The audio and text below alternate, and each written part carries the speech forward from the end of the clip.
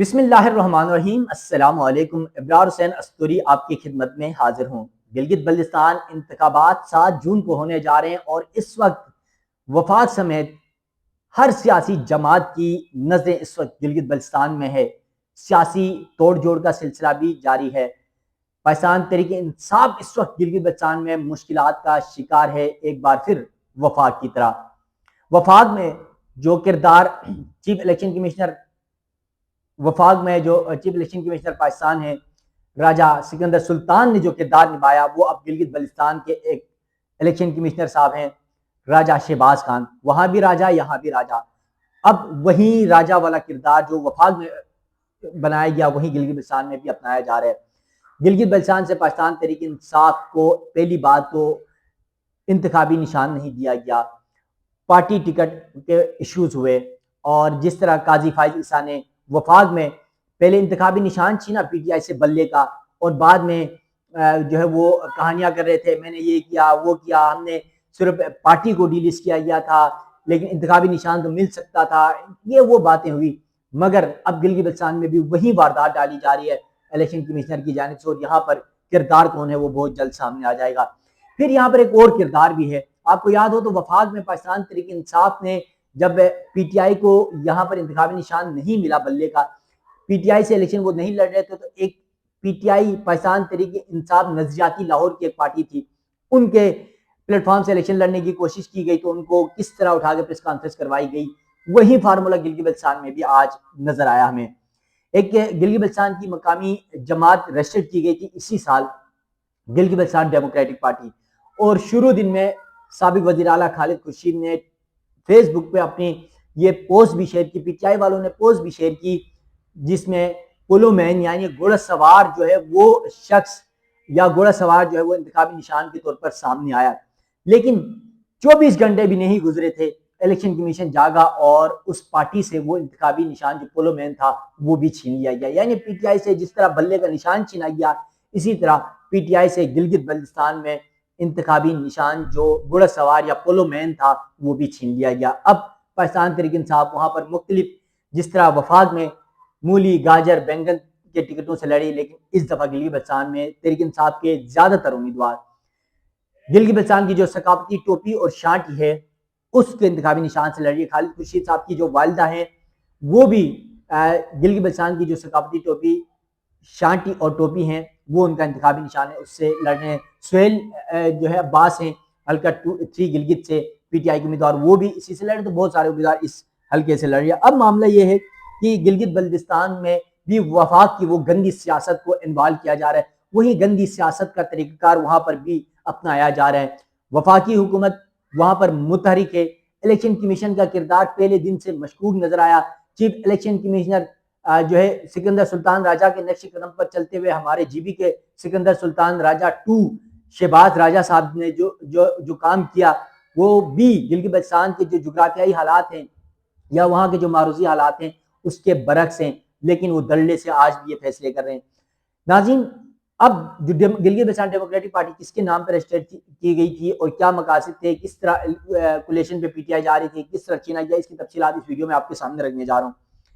تفصیلات میں جانے سے پہلے ناظرین آپ سے یہ ریکویسٹ ہے، ویڈیو جو ہے میرا یوٹیوب چینل ضرور سبسکرائب کیجیے گا، بیل آئیکن آپ نے ضرور دبانا ہے تاکہ گلگت بلتستان انتخابات کے حوالے سے اپڈیٹ آپ کو بر وقت مل سکے۔ ناظرین، سب سے پہلے بات کر لیتے ہیں پاکستان تحریک انصاف کی مشکلات کا۔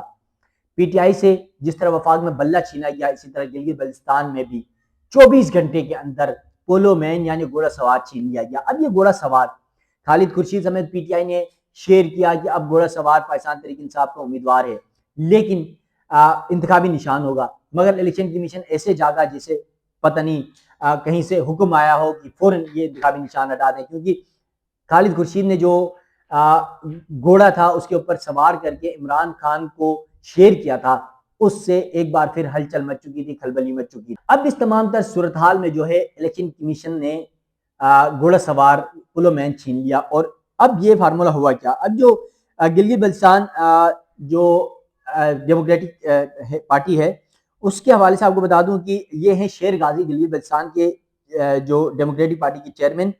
انہوں نے 2026 انتخابات کے لیے حلقہ 3 سے وہ امیدوار تھے، اور انہوں نے کچھ عرصہ قبل یہ party election commission Gilgit Baltistan میں رجسٹرڈ کروائی تھی، لیکن اب وہ خود بھی الیکشن میں حصہ نہیں لے رہے اور انہوں نے دستبردار ہونے کا اعلان کیا، اور اس سے بظاہر لگ رہا ہے کہ ان کے اوپر کتنا پریشر تھا۔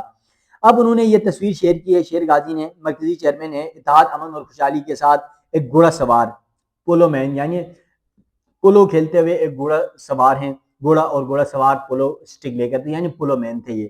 اب ہوا یہ کہ جب یہ پتہ چلا گھوڑا سوار کے حوالے سے ڈیموکریٹک پارٹی کا جو انتخابی نشان الاٹ کیا گیا تھا پہلے، بعد میں وہ الیکشن کمیشن نے چھین لیا یا واپس لے لیا۔ ہوا کچھ یوں کہ الیکشن کمیشن گلگت بلتستان نے بڑا فیصلہ کیا کہ گلگت بلتستان ڈیموکریٹک پارٹی کا انتخابی نشان روک دیا گیا۔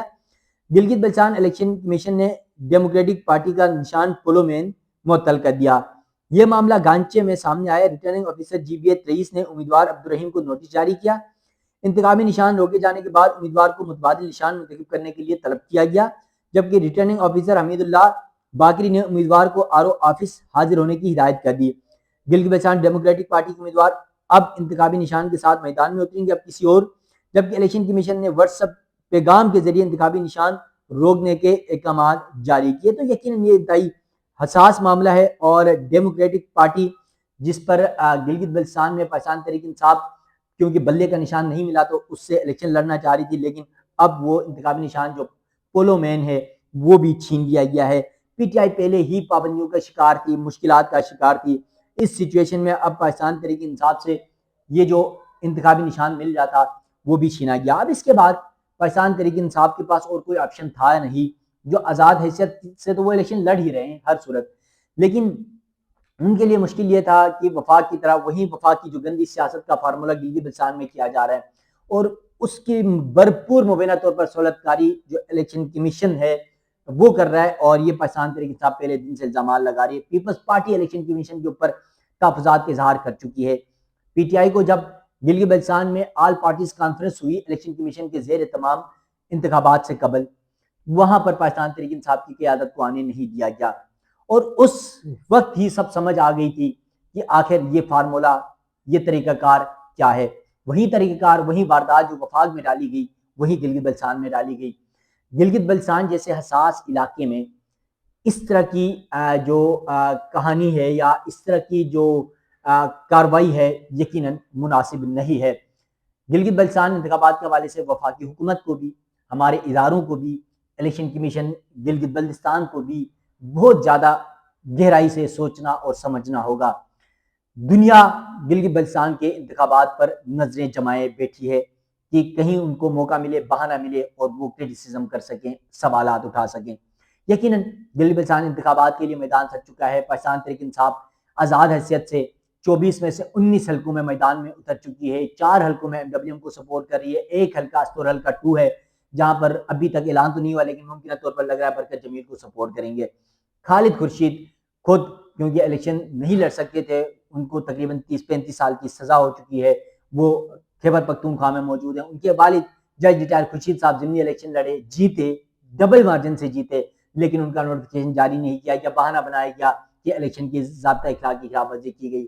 اب خالد خورشید نے اپنی والدہ شاہدہ خورشید کو میدان میں اتارا ہے، اور یقیناً اب سے پاکستان تحریک انصاف کے کارکن بہت زیادہ شور گوگا کر رہے ہیں کہ مدر آپ گلگت بلتستان کا خطاب دیا جا رہا ہے شاہدہ خورشید کو، کیونکہ ہم نے پاکستان کی تاریخ میں بھی دیکھا ہے کہ لاہور ہو یا پھر سیالکوٹ کی مدرس ہوں، اسی طرح ایک اور ماں نے اب قدم رکھا ہے گلگت بلتستان کے انتخابات میں بھی، خواتین بھی بڑھ چڑھ کے حصہ لے رہے ہیں۔ پاکستان تحریک انصاف کو مشکلات ضرور ہیں، لیکن خالد خورشید کے حلقے میں ان کی اپنی نشست میں بہت زیادہ اسٹرانگ مقابلہ ہوگا، اور یقیناً اگر تھوڑی سی محنت کی جائے تو پاکستان تحریک انصاف وہاں پر تمام تر حربوں کے باوجود سیٹ نکال سکتی ہے۔